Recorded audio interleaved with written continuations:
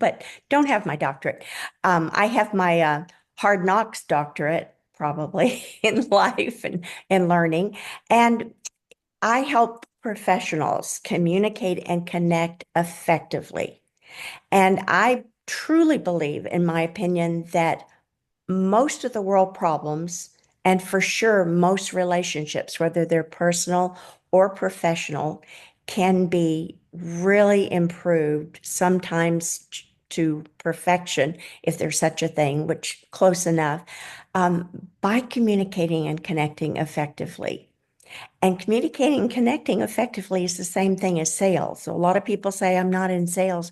We're all in sales. We are all, every time we open our mouth or every time we show up anywhere, we're selling ourselves first.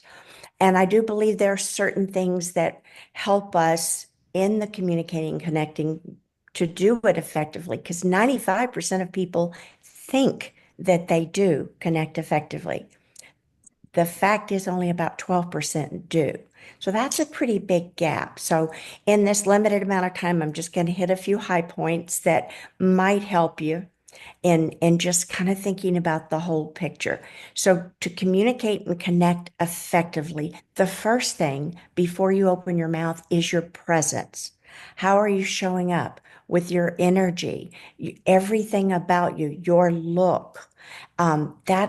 That's really important because we're judged in less than a second by all of that. I don't think it's right. I wish it wasn't the case, but it's a fact. It's science now that that's what happens. Next is your words. Most people think that, or a lot of people think that communicating and connecting effectively is mostly with your words. It's actually only 7%. They need to be impeccable, but it's only 7% of the whole thing. And words really do matter. I said this the other day when I met David. We were talking about something. You take the word if. So if David hurt my feelings and I said, David, you really hurt my feelings. And he said to me, I'm so sorry if I hurt your feelings. That's not really an apology, is it?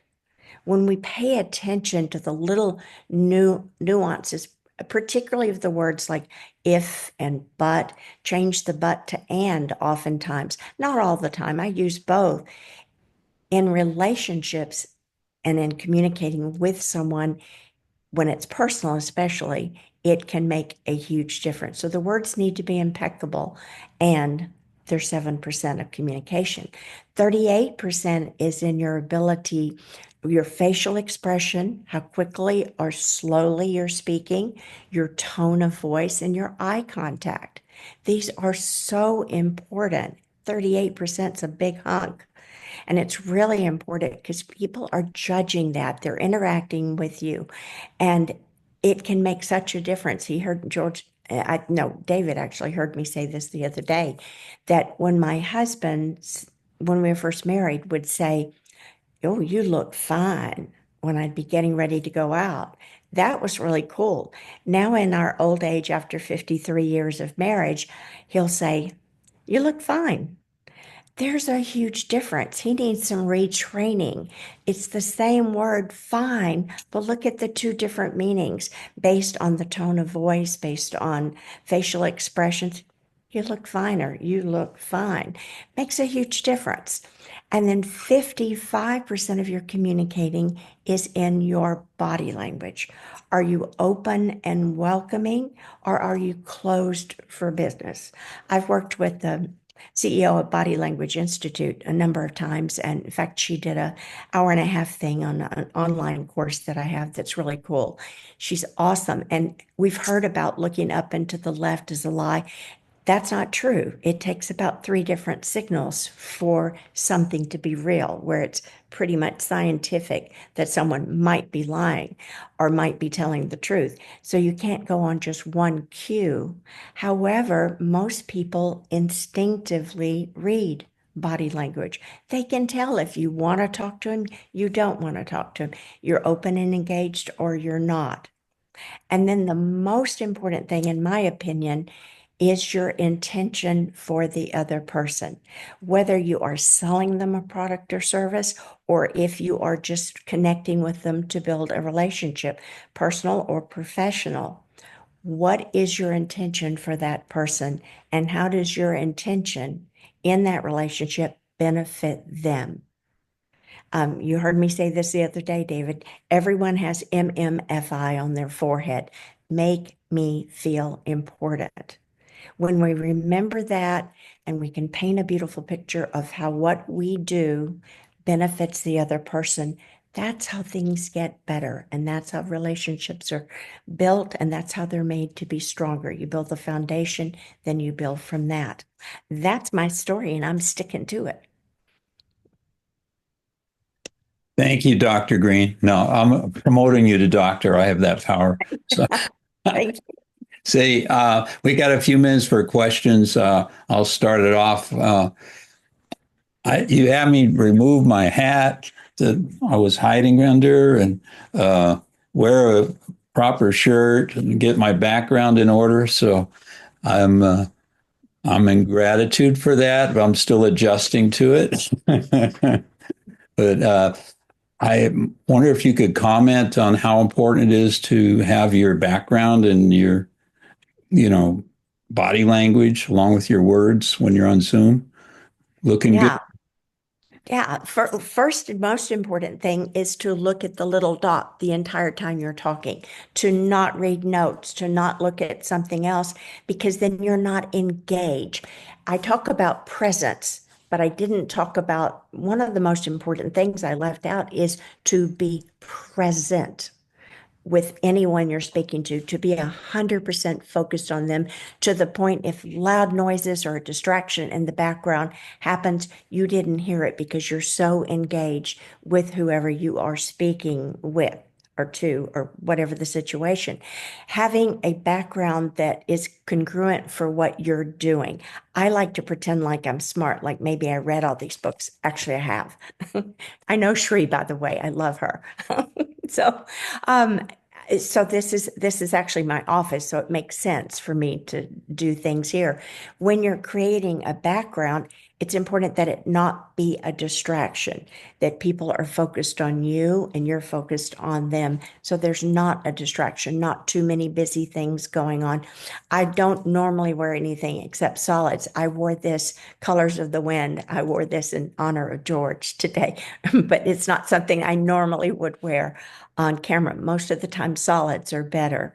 And, colors that look good on you and that come across not too much, not too little.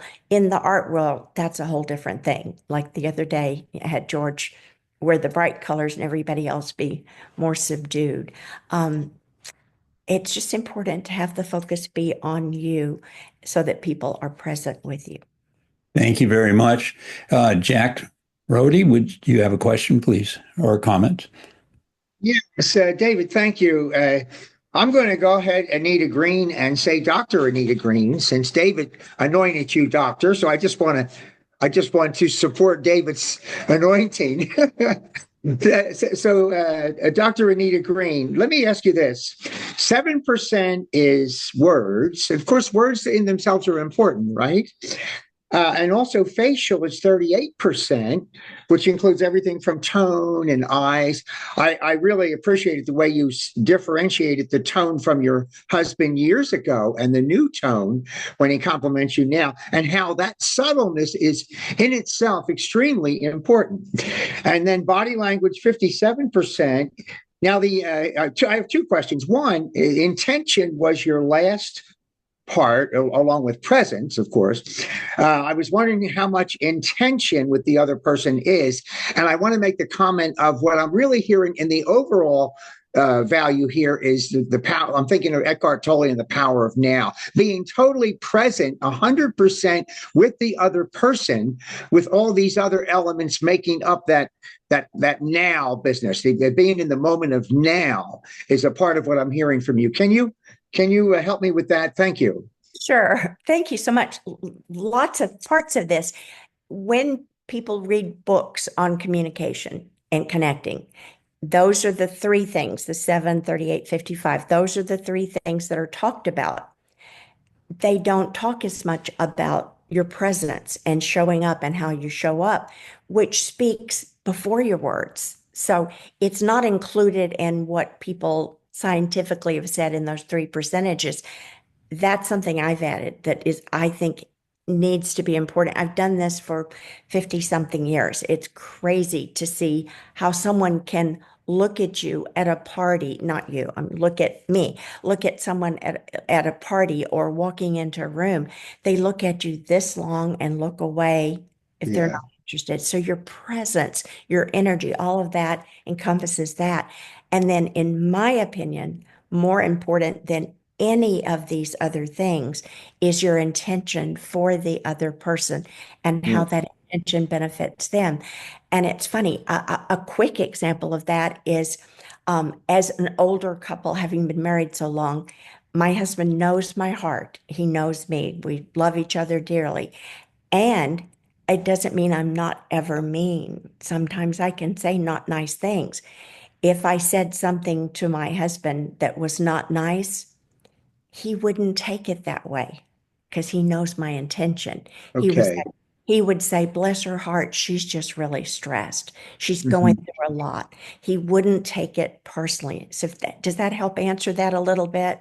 It does in one sense, although I also heard you say that their impression of you is in the first second, the very first second that you're with them, so that even though your husband has your back because he knows you long term, the person that you're speaking to doesn't. That they only have that first second that you talked about a minute ago. So in that new first impression, I was wondering what does intention look like? Like, for instance, you say intention is so important. Is it a feeling state the other person gets from you? Yes. Because all the areas of the physical world of voice and eyes, and you can see with the five senses, right? But the intention comes from something beyond the five senses, right? Right. It comes from a feeling that's generated by the energy that you're putting out. Yeah, that's And great. That's people great. can feel your energy. They can feel if you have good intention before you open your mouth. They can feel it. So, yes, great question. And it is in your energy, which is why I put that first. So it kind of starts it going. The intention, gets built throughout all of the processes. And then the intention is the most important thing because it makes all the other things not as important. Like Yeah. if your presence is terrible and your words are terrible and all of these things don't work and your body language is awful. When people know your heart is good and your intentions are good, it diminishes the importance of the other things. Does that make sense? Uh-huh. Yes. Matter of fact, it reminds me of why David uses horses. David uses horses to help, get that real low, strong level of instinct. People have such an instinct with us, we don't even realize. When you said that 95% people think they connect and really only 12% connect.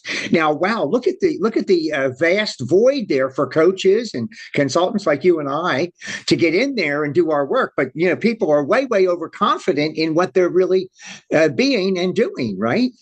Yeah, I'd love to add something because confidence and certainty are very much the same thing. Are they tied together? I don't know if anyone saw the conclave, but I watched that recently, and I did. one of the Yeah. bishops said, "We must have certainty," and he was adamant about it. The other bishop said, "Certainty prevents unity." And I Mm. went, I teach certainty. Uh-oh.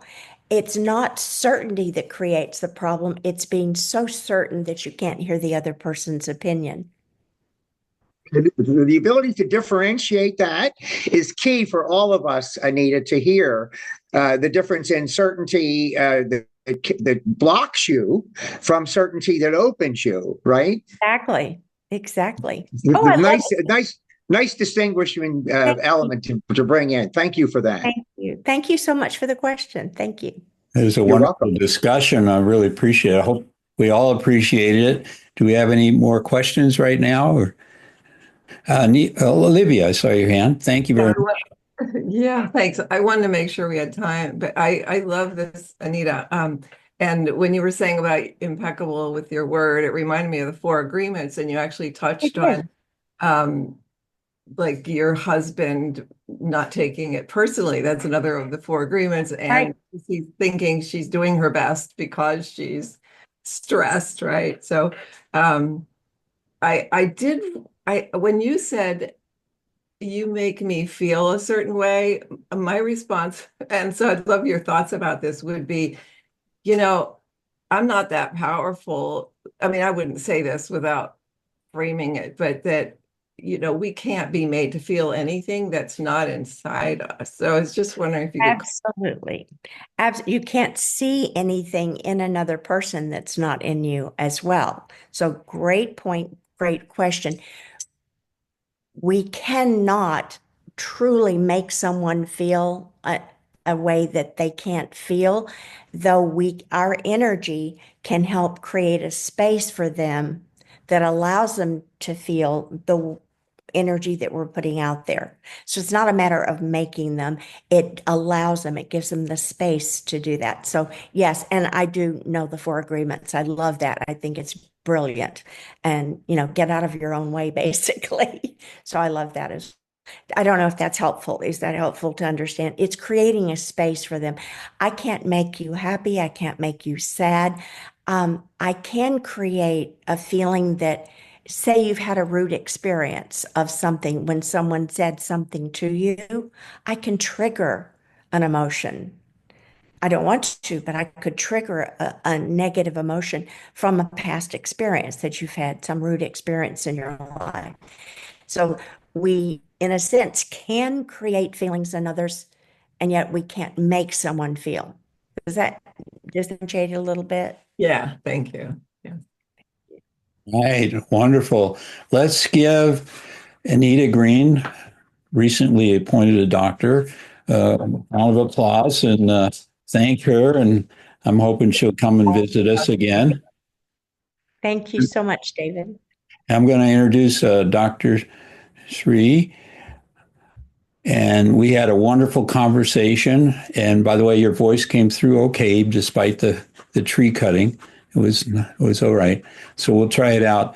But I practice Jainism with Grace Ann from India, and nonviolence, ahimsa, compassion for all life, and so we share some roots there. And I called you a healer. I hope that's okay.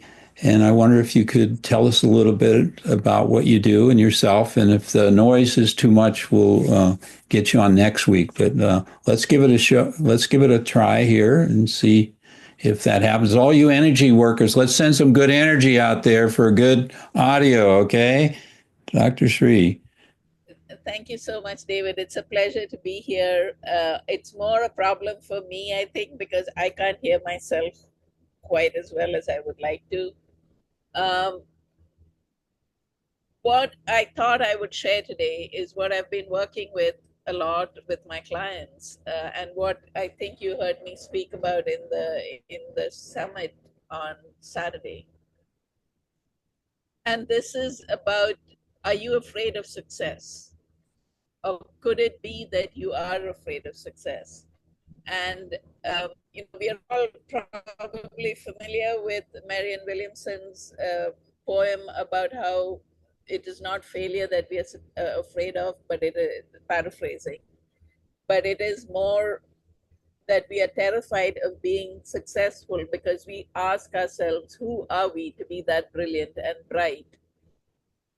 And for me, I'll just go very quickly to a little bit of my history. For me, I've realized that I'm afraid of success, or maybe at a certain level, even terrified of success, because within 18 to 24 months of my father going from being an unsuccessful business person to a very successful, wealthy businessman, I lost my mother in a plane crash at 19. So for me, the trade-off between having wealth and not having wealth, and particularly because my mother had already talked to me about how she doesn't know how to have money, and my brother was experimenting with drugs and there were other things going on. And she died within about 6 months of that conversation. And so it is like, will I always be trading off success with unbelievable tragedy? So I've been exploring that. I've done my own work on it. I am the doctor in my name is because I have a PhD in applied statistics, and I worked in health research for over 25 years. I'm a certified EFT practitioner, and I do my own meditation. So what I do with clients is take them through a meditation, get them into the space where they're feeling uncomfortable about something, right? So one of my clients was refusing to raise her prices. Her business was running at a loss because she couldn't bring herself to quote a price that was right for her. So got her into her body, got her to cite and pretend that she was quoting a price that was double of what she was saying right now, and asked her to feel into her body and see where she was feeling and what she was feeling. And I asked her, when do you remember first feeling it? And she went straight to her crib because she said it was not safe for her to ask for what she needed, because when she cried in her crib, she was hit. So how is she expected to ask for something that she wants if she's learned that early on that asking for something that she needed was not safe? So I worked with her. I, did a tapping session with her, and she went back and told, Olivia probably knows Trish from WPN, that she had been struggling with this all her life, and that one session helped her shift a lot. So this is really powerful work. Even on Saturday I was working with a client, and we were doing the same thing, and she said, and I had sent her a worksheet, and one of the statements she had was, do I even deserve to be successful? So we looked at that, and I did the same thing. But what came up for her was that it was not that she didn't think she didn't deserve to be successful. It was more that she didn't want to be successful, because the version of her that came up was her 15-year-old self, who used to go with her mom to clean people's houses. And she said people were nasty, they were untrustworthy, they were mean, and she didn't want to be them. And that was a revelation for her, that she had all these years, she's 60 something, 65 now. For 50 years, she'd carried this belief that it was not good to be successful or she didn't want to be successful because she didn't want to be mean and untrustworthy and horrible.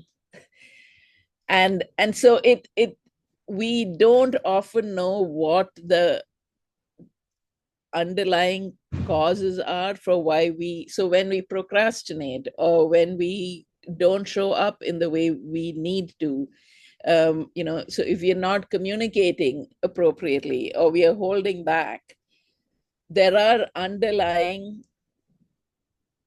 triggers, there are underlying memories that we need to access and heal in order for us to step up into our full, powerful, brilliant, beautiful selves, because that is what we are meant to do.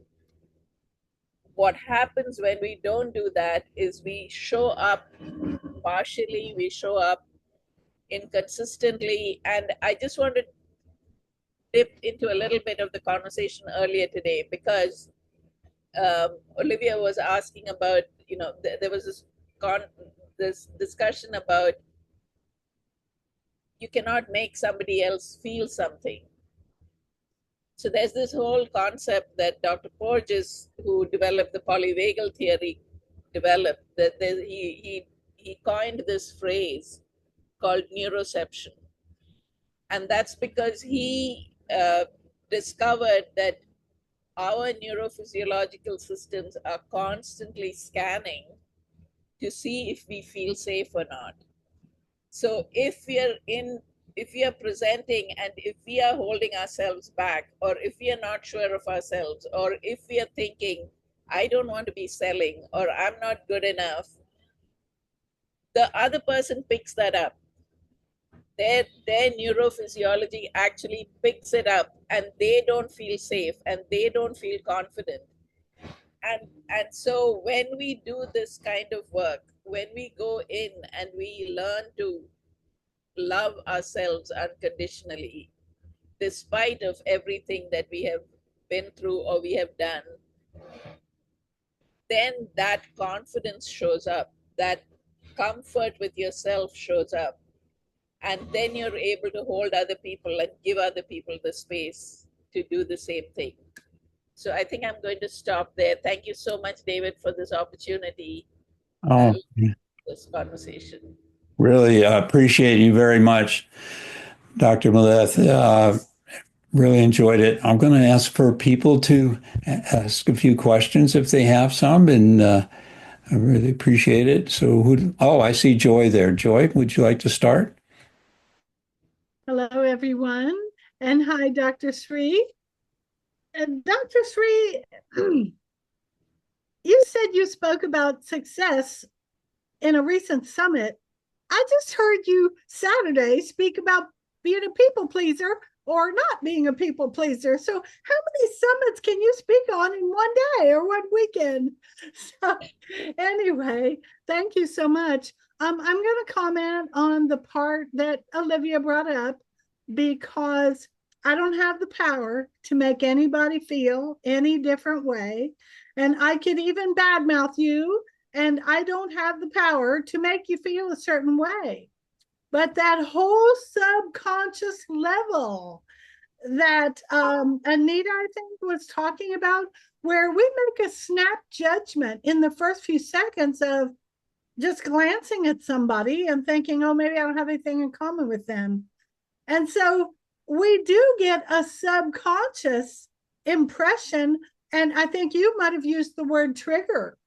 So someone can trigger something, so I don't claim the power to make someone feel something. And actually, because of the kind of work I do, if people ask me how I present myself, I like to present myself in a gentle way, but I don't always know your tolerances. I'm going to be blunt. And if you can't take blunt, you need somebody else, because I'm not going to be rude. But if I need to get through to you, I think one way is for me to use my words. And because I'm a Toastmaster, I do things on Zoom so often, I use my vocal variety, hopefully, and my body language, my gestures here. I use them above the camera because I'm not walking across the stage. But what we've all said here is that on a subconscious level, we make impressions on people. And we can make a good impression on people, we can make a bad impression, and we can unconsciously make an impression that we didn't return a hello, or we didn't return a smile at the store. So I am loving this conversation. I'm loving everything that you brought out about success, because that Marianne Williamson quote about we're not afraid of failure. It's like we're often afraid of success. So I'm really just enjoying this conversation quite a bit. And I wanted to thank you for bringing everybody for bringing all this good things to the surface today. Okay, I'm going to go with Lucerito. And Lucerito, very powerful. And I want everybody to pronounce your name correctly from now on, okay? So what do you got to say? Thank you so much. Thank you. My question for you, Dr. Sree, is about EFT tapping. I'm fascinated by it. I know the value of its work. Hey, Lucero, I'm having a hard time hearing you. Is anybody else? It's hard. Just change the audio out of the current. Okay, how about now? That's much better. Thank you. Okay. And it's Lucero, just so you hear it. No, it's Oh, Lucy that's so Lee, but you interesting. know her well. So Oh, is it okay. Lucero. Do you hear that Lucero. noise? Lucero, yeah. Lucero. Lucero. Okay. Lucero, you have to yes. roll that Lucerito. R. You have to roll the R. Oh, okay. Sorry, there was like I took off the headphones and I didn't realize that my fan was making a noise. But okay. So my question about EFT tapping, do you also, Dr. Sree, do you use points in every single part of the body, or do you just use the upper part of the body? I typically right now, I just use the points around the face actually. I don't use, if I'm going for a longer session, I might use the shoulder blade points and what we call the bra strap point, but I don't use any other points, no. Oh, okay. Is um is it just as effective to use the upper part, or 'cause I know that I've heard using more of the body, so have you ever used the lower points? No, I haven't. Okay. The most I've used is all of the points on the face, the shoulder blade points, and the bra strap point. And it's actually even effective. We say even if, if you're, for example, if you're traveling on the plane and you're feeling nervous, if you just rub the shoulder blade point because it's inconspicuous and you don't want to seem crazy, that is effective. Any of the collection of points is activating your parasympathetic system. If there are specific points that you want to tap, you can, but it is equally effective to do it on just one point or multiple points. I've had a lot of success doing that. I'm sorry, I'm getting a little bit disturbed with this noise, but so that's my answer. You don't need to. Okay. Yeah, I was just really curious. So pretty much you're resetting the nervous system. Is that what you're doing? Yeah. You're Okay, activating the parasympathetic system. Yes. got it. Okay. Thank you so much. I really appreciate you. Thank you, Dr. Wanda. And then we'll go to Vanessa. Thank you. Yeah, just to add on to that, my understanding too is that like kind of in like Chinese medicine, the meridians, like the whole body is in your face. It's also your whole body's in your hand, your whole body's in your foot. So you can treat the whole being just by doing the face points. So that's pretty cool. I wanted to like Vanessa, I think I was next. yeah, go ahead. Thank you. I really appreciate Dr. Sree and our other speaker. What went through my mind was when I started out in sales training with Mary Kay, when it was said that people want to feel important, that really resonated with me.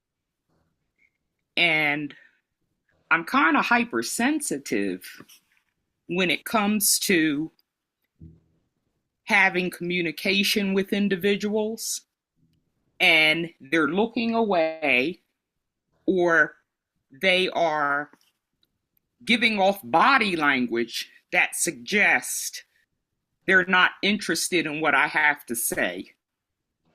But I've learned to be okay with that. And that's important too, I think. Not to allow those things to impact your attitude, but just to understand and love them where they are. And hopefully they will get the training that you ladies are offering in better communication. The other thing I wanted to reference, you talked about neuroception. And who was the scholar that you referenced? Dr. Stephen Porges. Stephen Borges. Porges, Porges, P as in Okay, thank you. I'm going to look him up. He's the person who developed the polyvagal theory. Polylegal theory. Polyvagal. Okay, legal theory. In concluding, this Wednesday, I'm doing a storytelling presentation for an academy that focuses on how to better communicate, which is something I've never done, because I'm also very focused on this with how I communicate with students I have who tend not to communicate very well over Messenger, the tone of their messages, and often I have to pause before I respond because some of the messages are so volatile. So I appreciate both of you because this topic of communication is highly important. Thank you. You're welcome. You're Vanessa welcome. goes, I just wanted to say, I'm reading a book right now called Your Symphony of Selves. I don't know if anyone else has heard about that. This is about how to recognize that we have multiple healthy selves within us. And this is part of what I do when I am, like when I said just now that the 15-year-old version of this client of mine brought up this idea about I hate success and I hate rich people, and that person still lives within her. So we have this somebody was talking about it. So we have this multiplicity of selves within us, and that's a really interesting book to read about how you can learn to choose which self of yours you want to be presenting in a networking meeting or in a conversation. Thank you very much. Vanessa, could you bring your question up and your comment, please? I just wanted to add on to, there was when everyone was talking about kind of I'm not that powerful, right? When I'm upset. I love that because I love kind of redirecting people to take responsibility for how they feel. Like you always have a choice on how you respond to what shows up, right? And if something is really, what we say triggering, then I always say, like, when I'm on the receiving end of being triggered, I always say thank you and have gratitude because it's actually showing me exactly where I need to go to work on myself and exactly what pain points I have. So it's always like, if you can take everything as a blessing and everything is here to serve you and support you, and even the stuff that feels gross and heavy and, it's an opportunity to look within. And then one of my favorite quotes is, because a lot of times people will see somebody and will either see the best in them or the worst in them, and it'll either, take us one way or the other. And what I always say is your perception of me is a reflection of you. And so whether that's good or bad, if you see the worst in someone, that's because you're focused on what resonates with you. And so that's also an opportunity to look within. And then on the beautiful side of that too, like I said, is what you appreciate about somebody else and what you love about other people is also within you. So you can hold on to that as well. I am complete. Yeah. Thank you very much. All right. One thing. Can I just say one thing before you can say two things? Sorry. I just wanted to say that we have a saying in Sanskrit, in Hinduism, that says Tat Tvamasi, which means that art thou, right? And that is exactly what Vanessa was saying, is exactly what that statement is indicating, that what you see outside of yourself is what is inside of you. So if you are getting triggered, it is an indication of where you need to heal. And the other interesting thing about this book is that it tells you that when you realize that you have all of these multiplicity of selves, you're able to hold other people with much more compassion and kindness, because you realize that they also have multiplicity of selves And the self that is showing up right now, who's triggering you, is not all of them. It's only a version of them. So yeah, thanks. All right, Grace Ann, you heard it. I'm going to bring out my compassionate self in our relationship. So, all right, so let's give an applause to everybody. And I see that Renee has a question, so we'll take that in just a second. And now we'll turn to Renee. Go ahead, Renee. Thank you so much. And thank you so much for being here, Dr. Sree. I really appreciate it. And I'm just grateful to connect with you today and just feeling very blessed. And I'm just wondering if you help to clear blocks from past lifetimes. And if you do that, what is your approach to that? I don't, but I have a friend. I mean, I don't want to say I don't, but that's not typically what I focus on. I have a friend with whom I work to do ancestral clearing, and she has her own practice, so that if I had somebody who needed intergenerational work, that's where I would point them. What I do, for example, I've realized that there is a lot that I carry, right? A lot of women carry about how it's not safe to be a powerful woman. This is particularly relevant for people from the subcontinent, Asian subcontinent, because we are told, you know, like when you grow up, you are told, don't be a Durga, right? Don't be a Kali, don't be this goddess of power, because that is, nobody feels safe with that. You're supposed to be a Sita, you're supposed to be this devoted, soft, compliant person. And so you grow up with that. So those kinds of things, things that are passed down intergenerationally, yes, I do work with it. And I do it in the same way that I would do other things, like get people into their body, understand where it is lodged, what it is doing with your beliefs, and then use EFT and visualization to remove it. Yeah. Thank you. Thank you. Olivia, I saw your hand next, then Janice after that. Real quick comment that the work Vanessa does, and I think Lucero as well, does deal with past lives or past generations. Just, you know, there's a lot of beautiful blending of all this in this community. So just wanted to mention that. Absolutely. And let's see. Renee, did you have another comment before I go to Janice? Or I'm just so grateful for you, Dr. Sree, and all that you've shared, and for everyone here. Yeah, and I also because I hold plant spirit medicine ceremonies for women, so I assist in holding a safe space so that women can heal traumas, and often sometimes it's related to past lives. And so but I'm always learning, and I can always learn more. And so I feel like I'm just so grateful to be here and learning from all of you. And yeah, so thank you. You. Thank you. And Janice, please. Hi.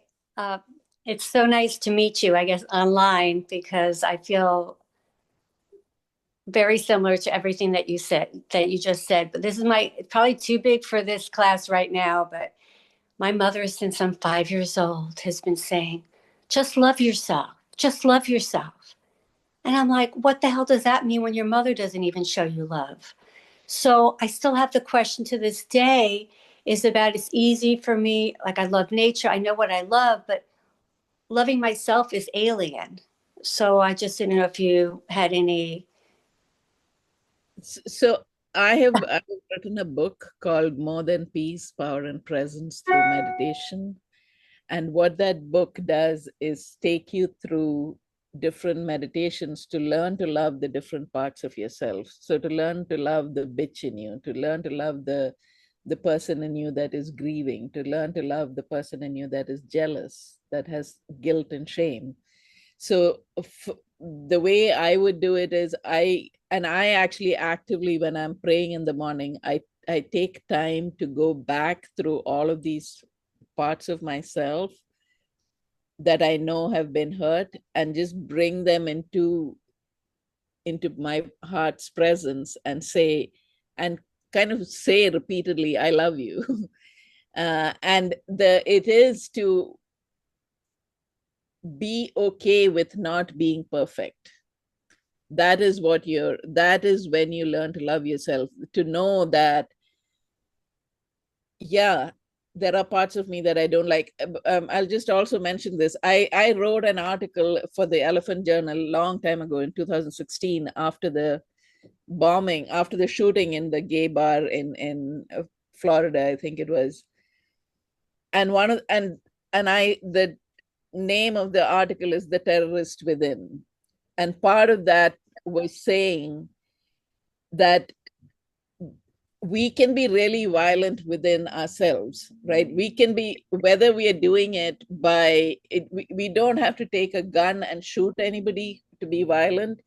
We can be violent by just telling people mentally or verbally, you don't have the right to be who you're being in this moment, to shut them up, to dismiss them, to say that what I started saying is that when you do that to a person, essentially you're telling them you don't have a right to exist in the way you exist right now. And we do that to us all the time.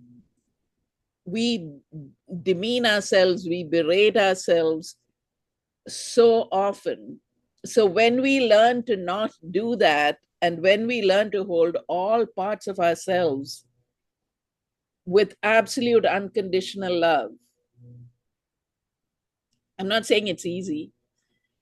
There is work to be done, and this is work you do throughout your life. But when you learn to do that, then you see that reflected back. Again, coming back to what is inside you is what you're seeing.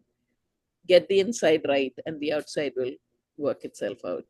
Thank you. I totally agree. And one of the unlearning things is the big one for me is, as women, we're taught to always take care of other people and we don't come first. So that's part of the learning process. And I guess what I mean by self-love is that feeling when you're in love with someone else. To feel that for myself would be like fireworks going off. Okay. Yeah. And I think it is a practice. It is not something that you switch a button, you switch it on and switch it off. It's something that you cultivate and build over time. Thank you. Well, Grace Ann, whom I love, are you going to talk now? And then Dr. Wanda, I see her hand too. I'm going to loop back to what we talked about at the beginning. Unless, Wanda, if you had something carrying on this thread, did you want to go first? Thank you, Grace Ann and Dr. Boje. I love you both. There's quite a bit going on in Africa right now. Traore has been in the media for some actions that he's taking to help people reclaim the culture and feel good about themselves again. And I received a video from the Pope Leo, and it was just compelling. And I didn't realize how much support was there for the continent of Africa. So, this conversation that we're having today about loving yourself and being okay with not being perfect, and also just reclaiming who you are so you feel good about yourself, I just think is just so relevant. And I'm going to end with, I had the privilege of being invited to a cattle ranch that was German owned. And the gentleman and we just really connected. And he gave the history of why he took over the ranch. And apparently it was a German man that was married to a Native American woman. He was killed as a result of that relationship by the Native American nation. And when he heard about that, he felt it was his responsibility to continue that legacy. So when you talk about the terrorists within, we have just really have to work towards getting rid of this hate in the world towards other people. And that's all I have to say. Grace Ann. Thank you, Wanda. Thank you. Thank you, everyone, for this beautiful exchange. What occurred to me early on in this conversation was a piece I think we sometimes overlook, which is embodiment.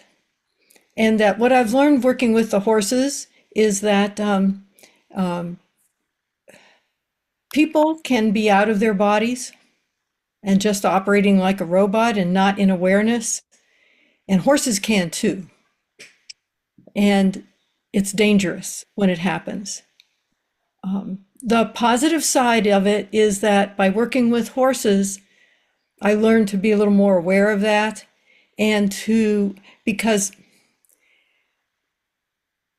I worked with untrained horses. And if one of them takes off, I learned to be able to stop the horse, to go out in the arena, expand your energy so the horse can feel it. Because if you're not present in your body and in your full power, they don't see you. Now, sometimes it doesn't work and you have to have that judgment where that horse is too far gone. He's never going to see me. Get out of the way. But most of the time, you learn working with horses to be in your body so that they are aware of you also. And so you can communicate with them. And they're not going to step on you or squash you against the wall of the trailer when you're in a confined space or whatever. So I would encourage everyone also to remember that we are bodies also. And to, what usually drives us out of our bodies is fear. So pet your dog, say hello to a tree. Your body. The plants feel ignored sometimes, especially if they're inside and they don't have any wind. So you got to talk to them. All right. Well, it's been a wonderful discussion. And again, thank both of our guests, Dr. Sree and Anita. Appreciate you. And I learned a lot from just listening. I'm learning to listen, so that's a good thing. And we're going to go to the breakouts now for about 10 minutes, maybe a little more. And what you're going to do is there's 3 little dots under the word more, and you just pick a room and go there. And if you're alone, just stay alone for a little bit because sometimes it takes people longer to get into the room. So give it a few minutes and go wherever you want to go, wherever your heart takes you. And you should be able to just go in there without any trouble. I'm going to open the rooms now, and they're now open. You can choose your own room, and they're all labeled. You can hop rooms. You can be a room hopper, And that's part of the things that we're doing is to allow you to form joint ventures, to learn about each other, to elaborate. And George, I can put you anywhere you want to go. How do I get into a breakout room again? Let's see. How do you go to the three dots and press breakout rooms? The more at the bottom tray, the more has the three dots. Actually, mine more doesn't give that to me, but there's something next to it that says breakout rooms. What a hint. Butterfly has left the meeting. Yeah. I don't get breakout rooms either, Dad. I'm not sure how to do it. Okay, I'm going to send you somewhere. Okay. Let's see. Where are you? Okay. Let's see. Joy Harris, success coach, has left. George, I'm going to send you to room 2, just for the fun of it. Thank you. Oh, there's Plant. So send you there. Okay, and George. Robbie has left the meeting. Paul Banks has left the meeting. Send you there.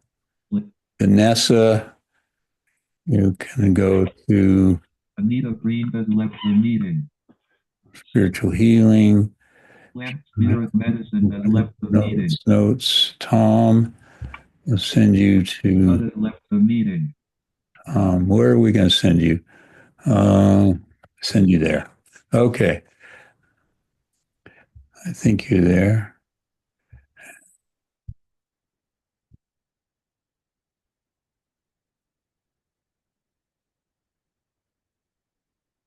All right. I think everybody's there. Okay.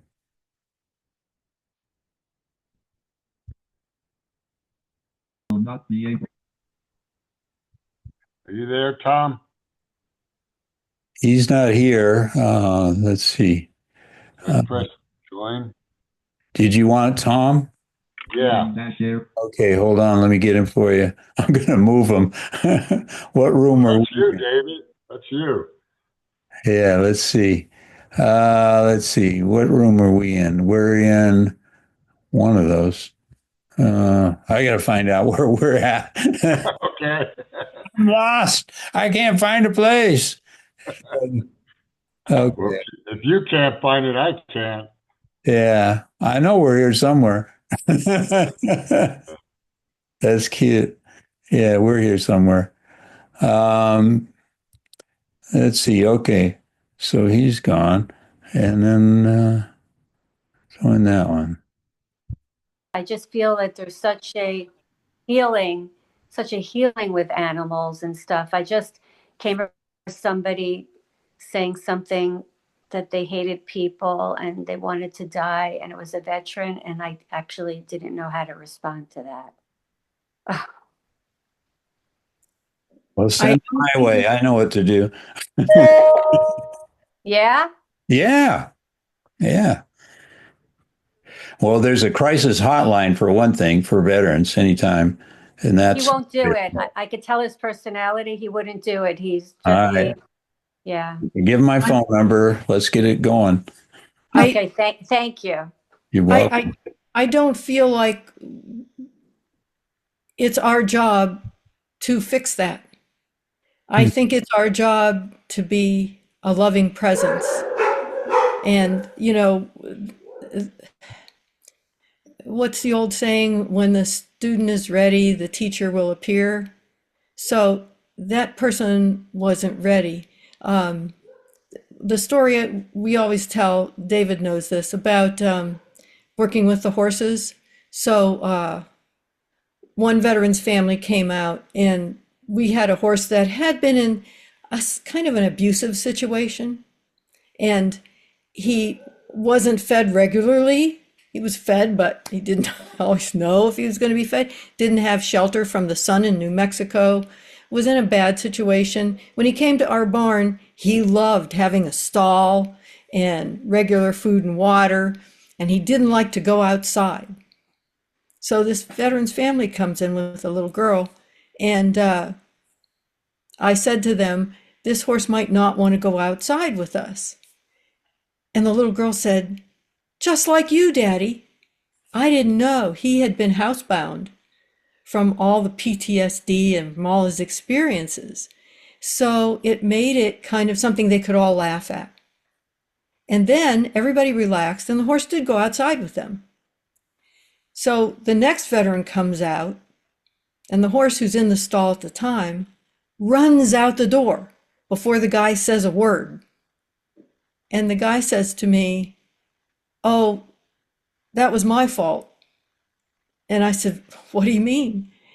And because I couldn't imagine how it could have been his fault. And he said, "I had pictures of my buddies who died in gruesome, sometimes gruesome ways. And that's what I was doing in the house before I came out to the barn. And I think that's why the horse left." So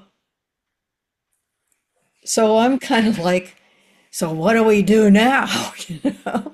I said, well, that's not here and now. So let's just get rid of it.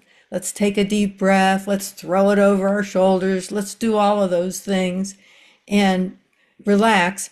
And we did. And as we did it, the horse came back in. Wow.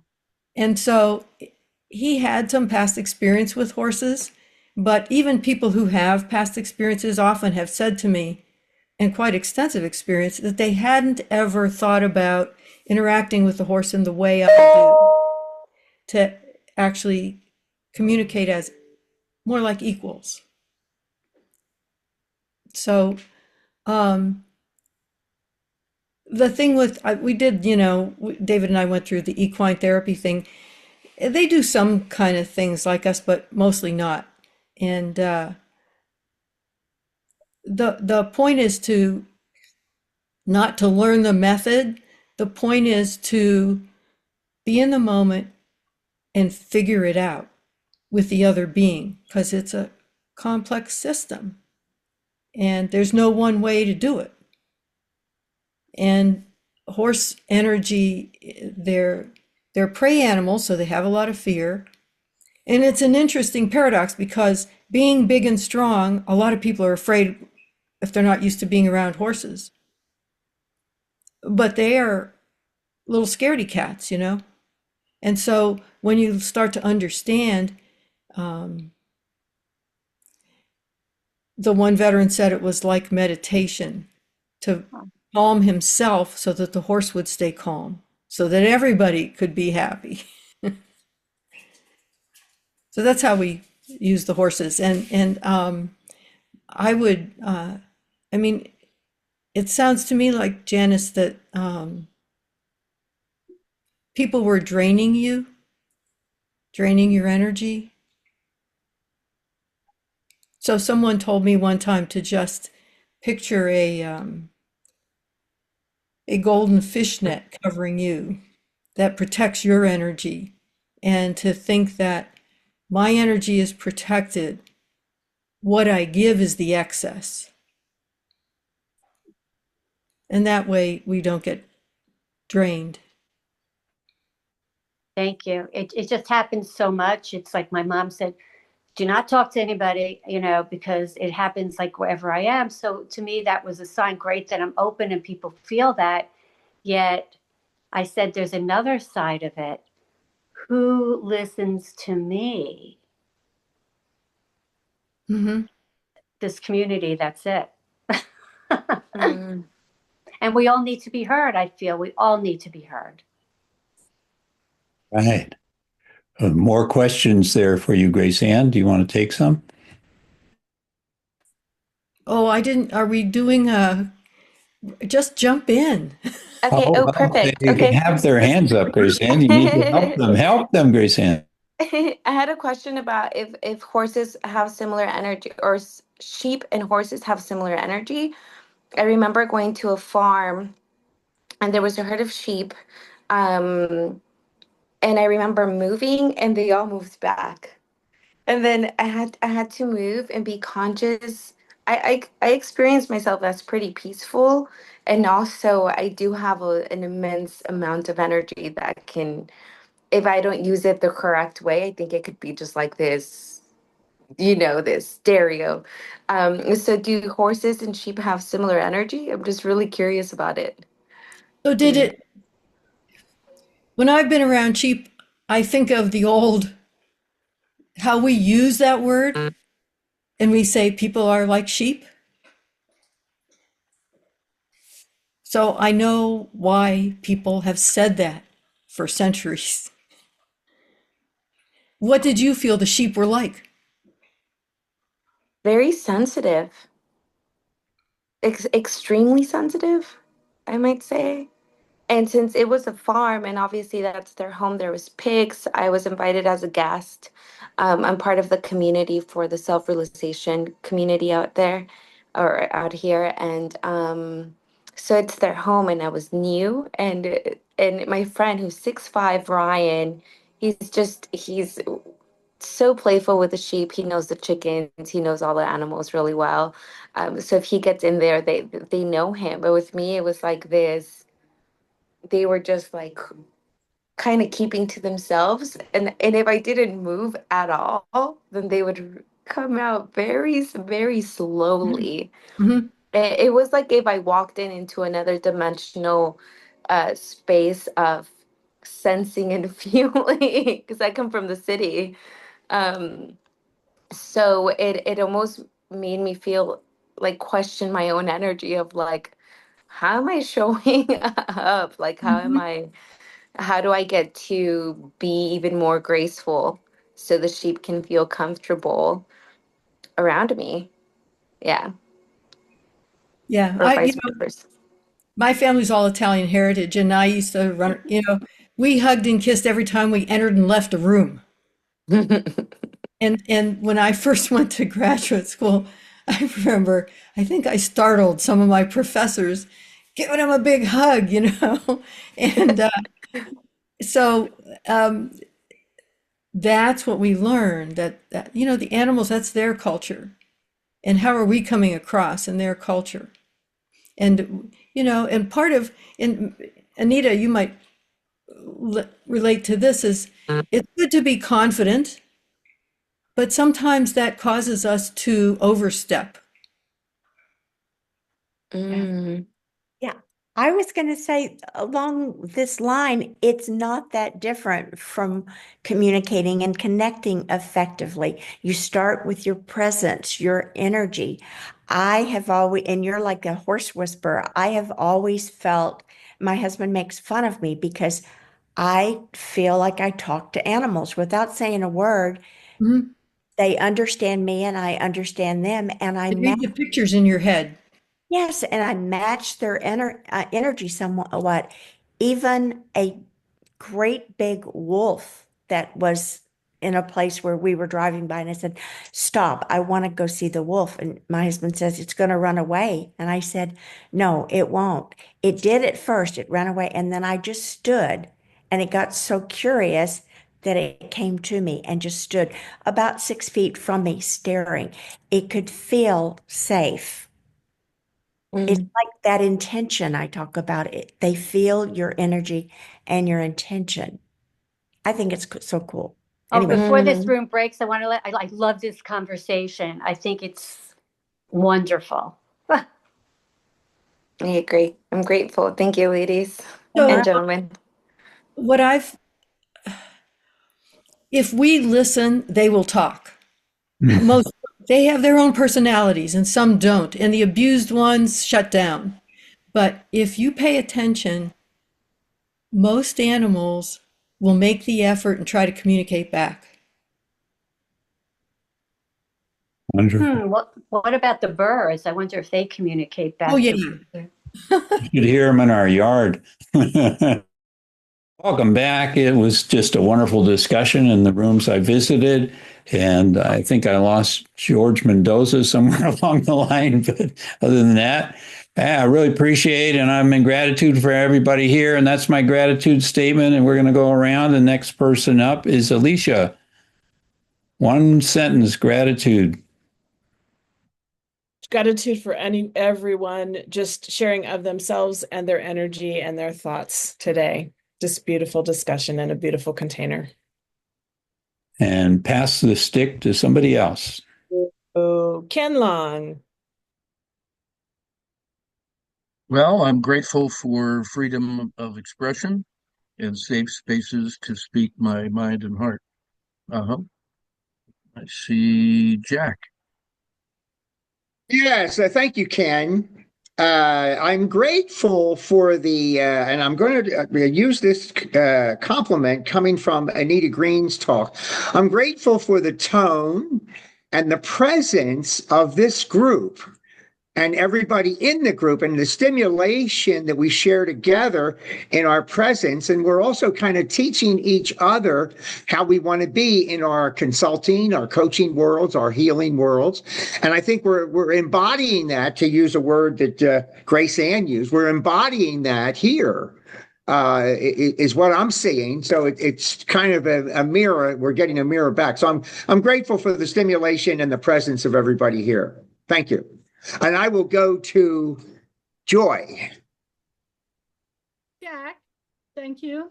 I should be grateful that people didn't cut me off in that last breakout room because we were just getting going. I mean, we already exchanged ideas and I shared a big idea and there wasn't a lot of time left. So apologize if I took too much time, but we're still getting to know each other, all of us.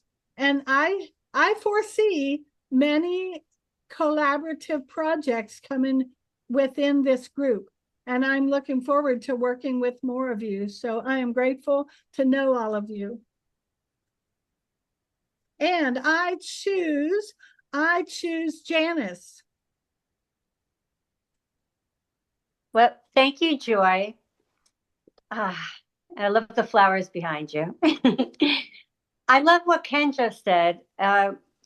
Freedom of expression. And I love that you just said that, Ken. And also in the group I was in, I realized too what I'm getting, and Anita was in the group too, is freedom of what I'm getting is freedom of expression cannot be saying anything also. And just being quiet. So for some reason, I'm thinking expression is always about talking, listen, but wow, just being quiet and breathing and being present in the moment. That is a freedom to experience also. So thank you so much. Oh, so I picked the next person. Lucero. Oh, was it? I pronounced your name wrong? You just roll the R. Lucero. Oh, forget the rolling R. I'll forget it. Puedo hablar español, but I can't roll the R's, okay?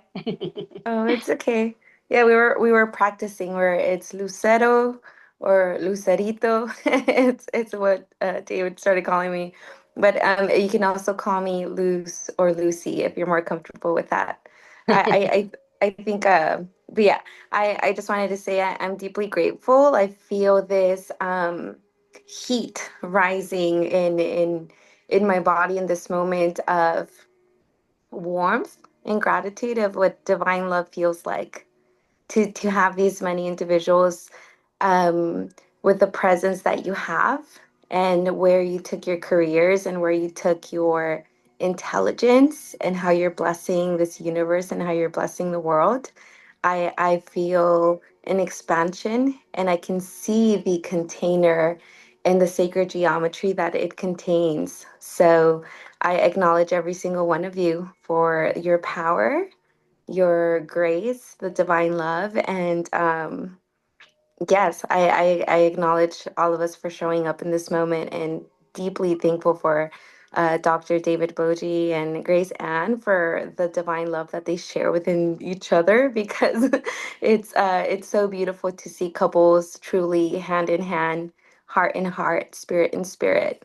And I really want that in my own life. So thank you. And I love the conversation about the horses. I love horses and I get to listen and shift my intention. So thank you, Anita, for really planting that in my brain. Thank you. I'm complete. I'm passing the word to Dr. Thomas. Yes, thank you. Thank you. I'm grateful for the whole community right here. It's very refreshing because I've been in a seventh grade classroom, and I mean, this is so refreshing. You have no idea. Always when I reconnect with Grace Ann and Dr. B, it always pushes me to another level.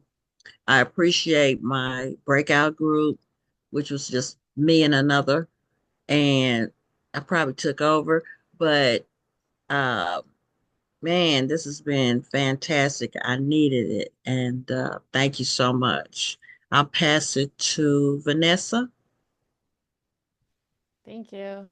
Yeah, I'm feeling very appreciative of humility and the willingness to learn. I see that in everyone here. There's just like this openness to absorb new information and converse with each other in a way that's really expansive. And I just really appreciate that. And it's beautiful to be a part of. So thank you. And I will pass it to Dr. Sree. I'm grateful for the invitation, Dr. David. I am really impressed with the group here.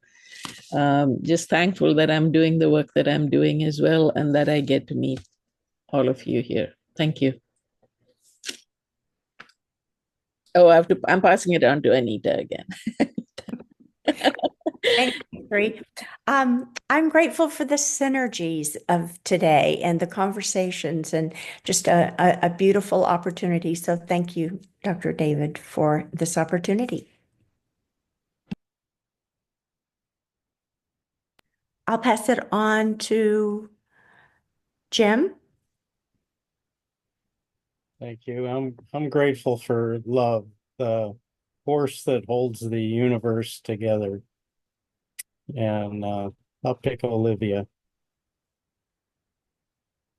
Thanks, Jim. I'm grateful for everything everyone has said, and also a place where we can make mistakes and still loved and forgiven.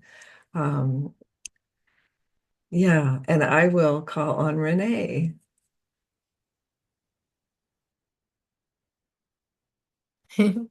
Aw, thank you so much. I'm just so grateful to be here. I'm grateful to my angels for waking me up because I was really tempted to sleep in today. I was so tired, and my angels were like, "You're getting up, getting on this call." So I'm really so grateful to have listened to them. And like one of my teachers says, we make plans and spirit makes plans, and it's better to listen to spirit's plans. And that's all.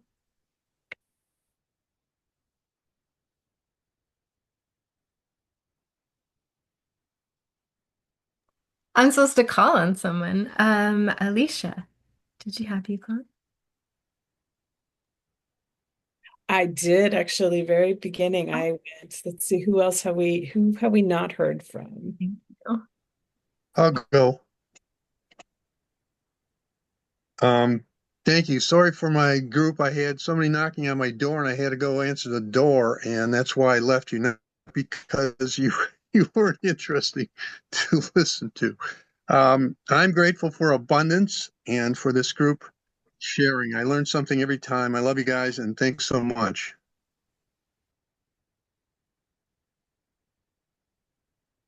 Dr. Wanda, I think is Wanda left? Dr. Wanda. Dr. Wanda? Yep, I'm left. I'm thankful for love. I'm thankful that my local community recognizes that I'm a problem solver and a peacekeeper.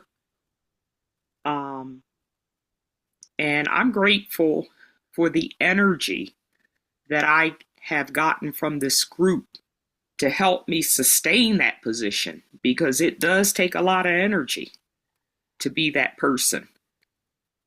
So I really appreciate that infusion that comes from all of you in this group.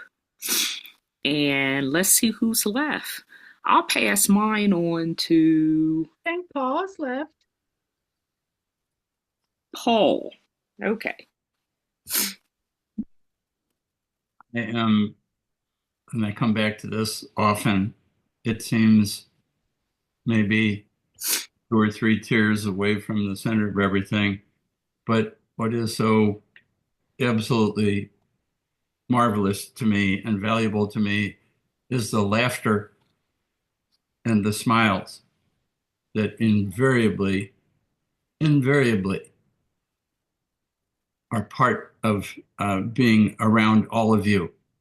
Well, I'm going to be in that place with heavy philosophical people, you know.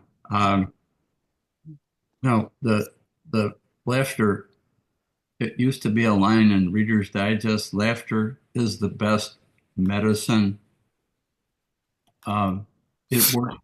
It works with all the diversity: men, women, children, old, young, people on death's door.